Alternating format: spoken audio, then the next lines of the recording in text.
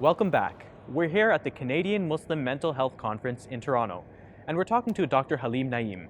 Dr. Naeem is a psychotherapist based in Livonia, Michigan. He specializes in brain health, ADHD, masculinity, and much more. Welcome to the show, Dr. Naeem. Thank you. Thank you so much. Pleasure to be here. So I know that today here at the Muslim Mental Health Conference, you talked about microaggressions, racism, and mental health. Yep. And I was quite intrigued to find that as a topic in a mental health conference. Can you tell me about what you intended by that topic? Well, I think that microaggressions, racism, and levels of prejudice in our community are very important topics. And it's one thing that it's happening within our community, but it's also been an external issue coming from other communities, other non-Muslim communities, towards the Muslim community in North America for many centuries. Mm-hmm. And so the idea behind the talk was to get a conversation going, and it was very well received, way better than I thought. I don't know how many people came in, but much more than I thought was going to come in. But it's a hot topic, and yeah, it's a very, very important thing. Mm-hmm. So there's multiple layers of racism, because there's racism from outside of the Muslim community directed at Muslims. And then within the Muslim community, there's sometimes racism from one group directed towards the other group. So I can imagine for people who are experiencing those multiple layers, it's kind of a heavy weight of prejudice stacked up against them. Definitely. One of the things we talked about in terms of the definitions of racism was that when we're speaking of racism, it is not simply just the feeling or the negative image or perspective that one culture has over another. It is also a power. There's also a power component to it. So it's not just that I feel bad towards Latino people or Native American people, white people. It's also that I have a power over them that can affect their life. And those two things coupled actually equal racism. So in terms of the prejudices and the different things that we have and we practice towards each other in the Muslim community, that is a very important thing, especially for us to focus on, because we profess to have a certain truth and we profess to have a certain way of life that has an embodiment of tolerance and inclusivity and diversity and all these other things. Mm-hmm. And yet it is very hard for us to treat each other properly because of some of these hang-ups, psychological, spiritual hang-ups that generate and promote this prejudice and this negativistic attitude towards other cultures. Mm-hmm. So Black Muslims often experience that power imbalance and racism, whether it be in the mosque or in the Muslim Students Association or whatever it might be. And the feeling is that maybe people of Arab descent or South Asian descent are dominating the organization to the detriment of Black Muslims. Can you give me some examples of from your own experience, how you've experienced that? So I was in an MSA. I was in MSAs. I was in multiple MSAs, actually, going through high school, into college, into graduate school. At all three levels, I was in an MSA. The thing is this: I'm a psychologist by trade, and we may get around to that, but I'm just saying. So when I judge something and I look at something, I look at behavior. I look at what you do, and I look at what you don't do. And in our MSAs, because they grew up, many of the MSAs that are predominantly Desi, that are predominantly Arab, they've grown up in houses and cultures that have a very negative and a marginalized view of kind of cultures outside of themselves in a certain way.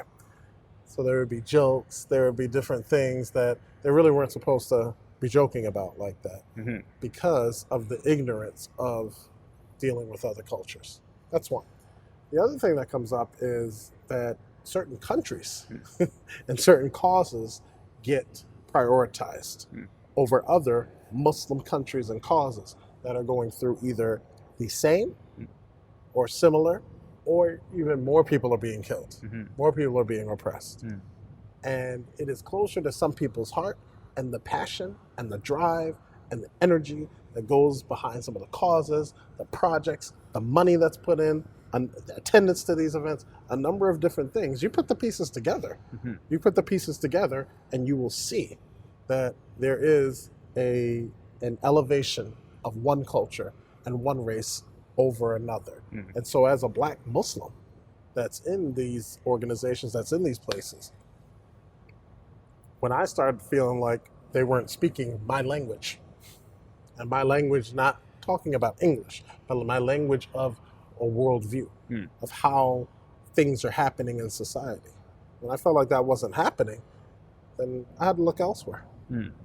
for people who would do that. So did you feel excluded from certain Muslim organizations, and where did you turn to feel included?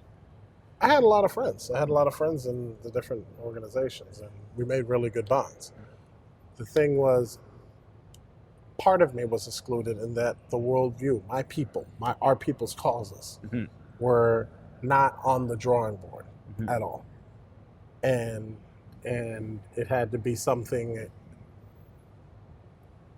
astronomical, one time, rare, but it was never the default type of. It was never a status quo Mm. cause. Mhm. So we're here at the mental health conference. That's So let's right.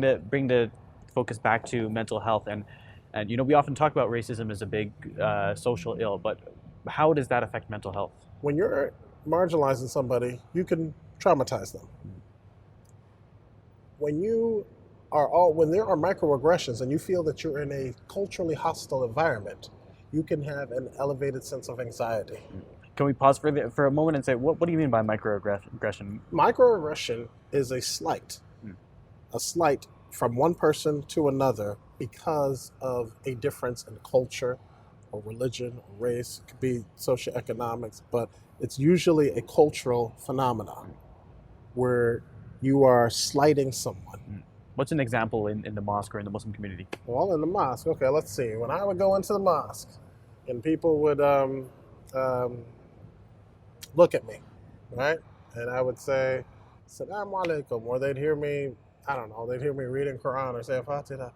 That's so good. Where did you learn that from? Things like that. Mm. But you don't say it to Faisal. Mm. You don't say it to Ibrahim. Mm. You don't say it to Abdullah. It's kind of an assumption that you must be It's an a assumption new that, Muslim and I'm doesn't- sitting here with Yeah. the Quran. I'm sitting here with the Quran reading it. Mm. So you know I'm, Yeah. you know, Mhm. in the masjid sitting in the Quran. How many non-Muslims do that? Mm. Okay, so that's what I'm saying. Mhm. And it's still this cultural imperialism, Mhm. which is a psychological phenomenon. And so when you walk in and you don't get things talked about your people, about your cause, and things like that, there's a level of resentment. Mm. There's a level of betrayal. Mm. And when you keep going through situations that you don't feel are a lot of hope in changing, you develop depression. Mm. You develop depression. So a lot of people in my masjid growing up were going through a number of things personal, like family wise. A lot of my friends were going through divorces. Their parents getting divorced. Okay. And they needed a community. They needed somebody to say, oh, we got you. Mhm. And that wasn't there. So then you start going elsewhere. Mm. And then you get demonized even further for going elsewhere. And that is the psychopathology of it. A demonization of another culture.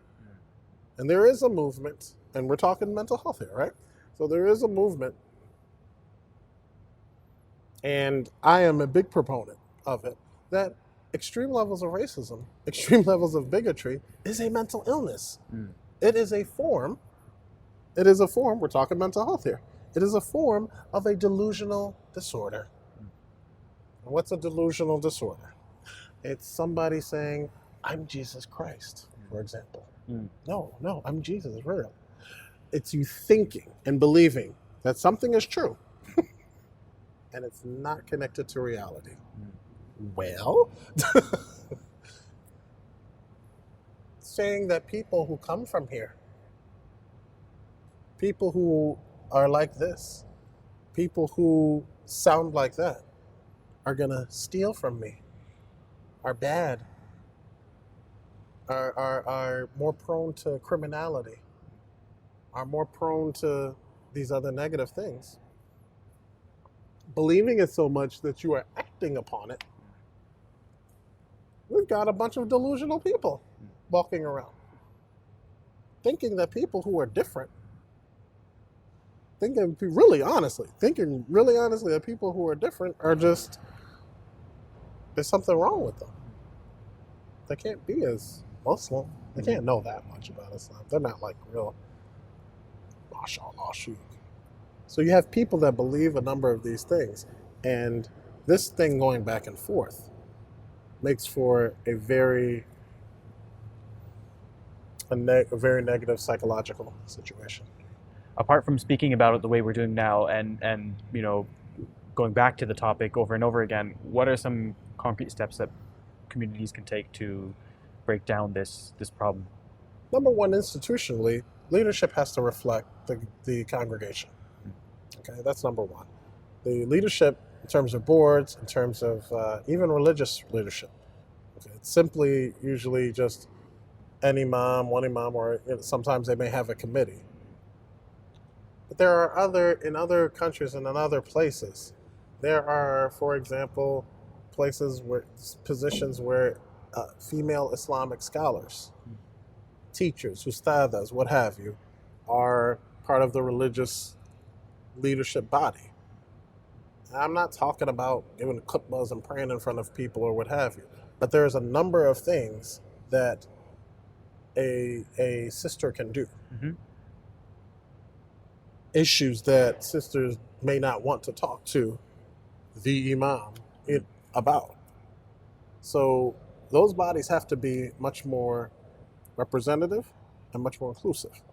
That's one, institutionally.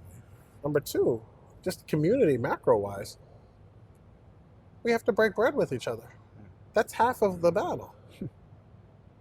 But we just don't. We keep the same people in our speed dial. We keep the same people in the small circle that speak a certain way, that come from a certain place back home, or come from a certain area where we're staying.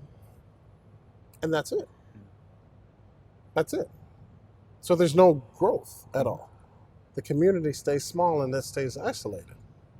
So eating together, breaking bread together, opening up with each other can lead to other things. And God forbid, intermarrying, all these other different things. But these are long-term types of goals when you're talking about leadership and community structure, infrastructure, just connecting with each other, being exposed. That's what I would say. Okay, thank you so much, Dr. Naim. We really appreciate your time. No problem. Thank you. Glad to be here. Hey YouTube, we hope you benefited from this video. If you liked it, or if you didn't, let us know in the comments below. And if you're interested in learning more, check out some of our other videos. And don't forget to subscribe so you can get new videos every Monday, Wednesday, and Friday.